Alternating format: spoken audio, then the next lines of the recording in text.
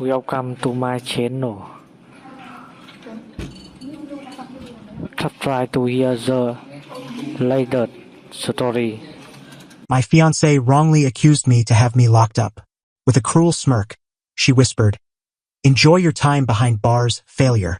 She didn't realize my one permitted call went to my father, the city's police chief. He strode into the precinct and calmly asked the officer, "Can you clarify why my son is in restraints? I'm a firefighter. My career revolves around charging into blazing infernos while others flee. It's a life rooted in trust, focus, and keeping cool when chaos erupts." I believed my relationship with my fiancée, Rachel, was grounded in those same values. Turns out it was built on a powder keg, and she was just waiting for the perfect moment to ignite it. The spark came last night. We had a fight, the same one we'd been circling for months. It was about finances, specifically her reckless spending of my money. I'm not rich, but I'm careful. I own my modest home, pay my bills promptly, and save for the future.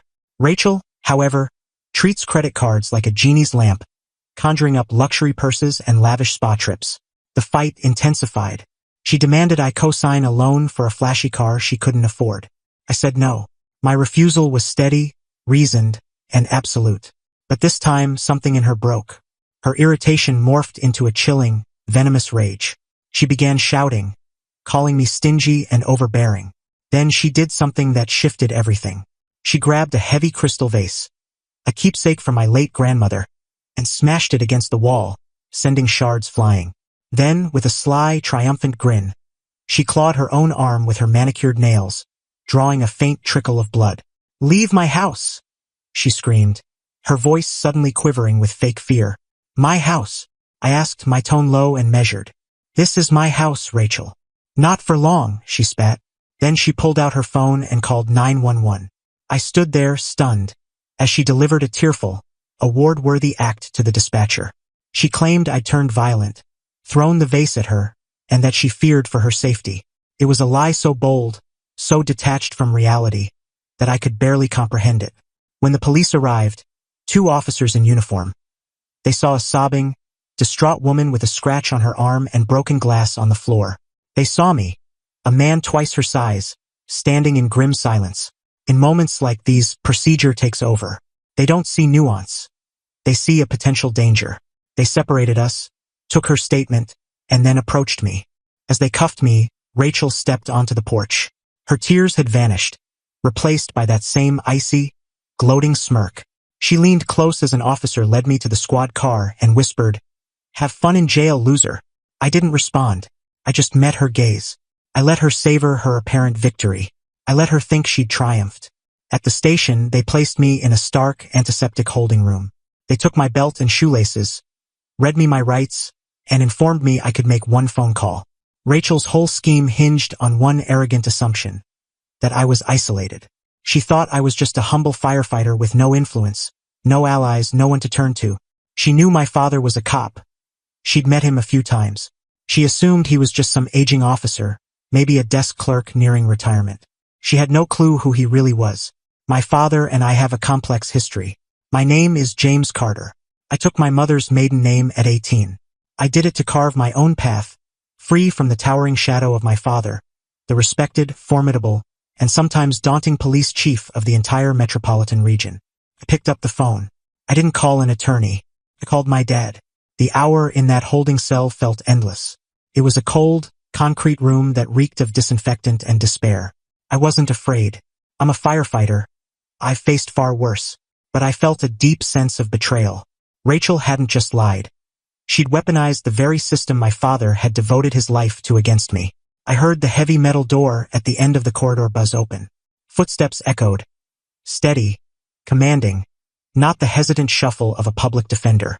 They carried weight. The footsteps stopped outside my cell. A moment later, the small window in the door revealed the face of the officer who'd arrested me, now pale and visibly anxious. He struggled with his keys, opened the door and said, his voice shaky, "Mr. Carter, you're free to go. Someone's here for you." I walked out and into the station's busy main area. There stood my father. He wasn't in uniform, just a plain dark suit, but he radiated authority. The room seemed to shift around him. Officers stood taller, spoke softer. The atmosphere was heavy with respect.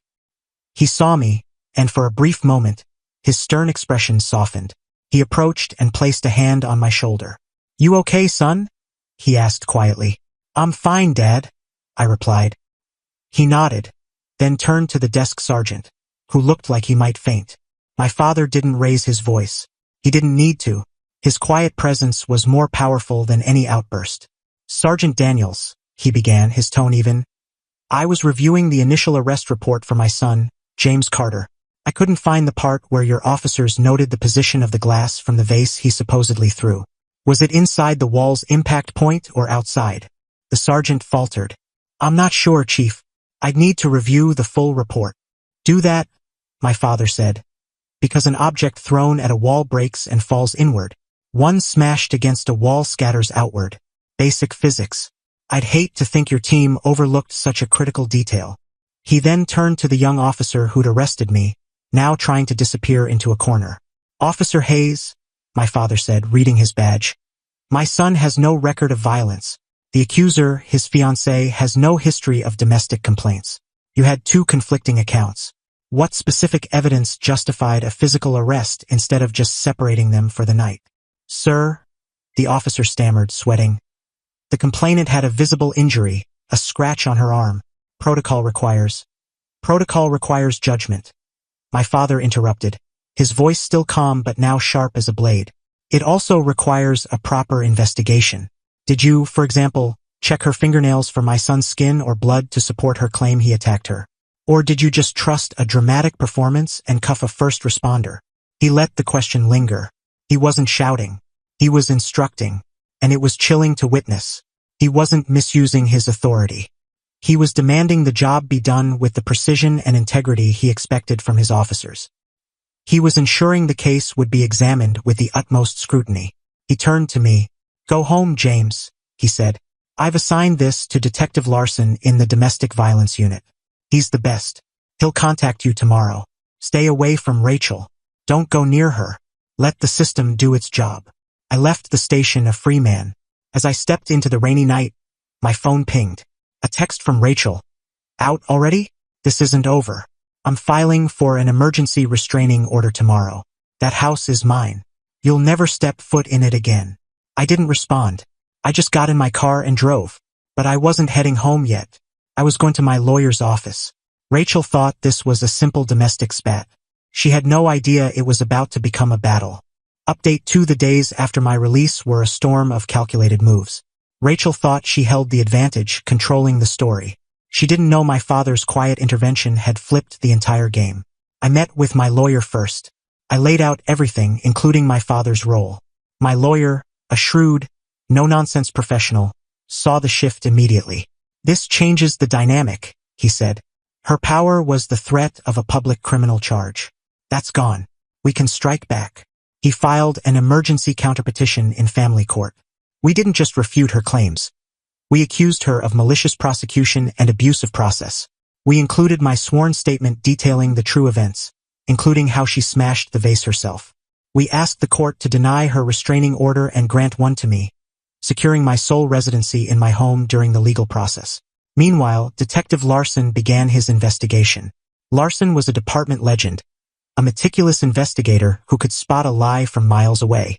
He didn't just question Rachel. He unraveled her story methodically. He started with the physical evidence. As my father had noted, the crime scene photos showed the glass shards mostly outside the wall's impact point, consistent with the vase being smashed against it, not thrown. Next, he examined her injury. The scratch on her arm was precise and clean, typical of a self-inflicted mark from a nail. There were no bruises or signs of a struggle. He also secured a warrant for her phone records, uncovering texts to her best friend from the week before. "He won't sign for the car loan. I'm done with him. I've got a plan to get what I deserve. If he won't give me the life I want, I'll take it." It was clear evidence of premeditation, but the decisive blow came unexpectedly. My neighbor, an elderly woman named Mrs. Thompson, spoke to Detective Larson during his neighborhood canvass. She'd been on her porch that night and overheard our argument through her window. She heard Rachel's screams and the sound of breaking glass, but then she noticed something odd. Rachel's voice shifted from rage to a staged, theatrical sob. It didn't sound genuine. Mrs. Thompson said. It sounded rehearsed. The final piece was Rachel's own hubris. Thinking she was in control, she'd contacted a realtor to appraise my house. The realtor, alarmed by the situation, reached out to my lawyer and shared their email exchange. Rachel had boldly stated she'd gain full possession of the property within days and wanted to sell it immediately. The evidence wasn't just suspicion. It was a fortress of proof. A calculated plot to frame me, evict me, and sell my home. The family court judge, presented with our counterpetition and Larson's preliminary findings, did exactly what we'd hoped. He rejected Rachel's restraining order and granted mine, barring her from coming within 500 feet of me or my home. The day that order was served, she realized she'd lost. She tried to oust me from my own house. Instead, she was legally banished from it. Her plan hadn't just collapsed, it had backfired spectacularly. She was no longer the accuser. She was now the subject of a criminal investigation. Final update: it's been 4 months since my life was nearly shattered by a lie. Today, that chapter is firmly and decisively closed. The legal system, when driven by truth, can be ruthlessly effective. The criminal case against Rachel moved swiftly. The district attorney, equipped with Detective Larson's airtight investigation, charged her with filing a false police report, perjury for her lies in the restraining order affidavit, and attempted insurance fraud for claiming vandalism damages to my home. Faced with overwhelming evidence, the crime scene analysis, her texts, Mrs. Thompson's testimony, and the realtor's emails, her lawyer knew a trial was hopeless. He urged her to take a plea deal. She pleaded guilty to filing a false report, and the other charges were dropped in exchange. She avoided prison but not consequences. She received 2 years of probation, a hefty fine, and mandatory counseling. Most critically, she now carries a permanent criminal record. Her attempt to paint me as an abuser left her branded a criminal.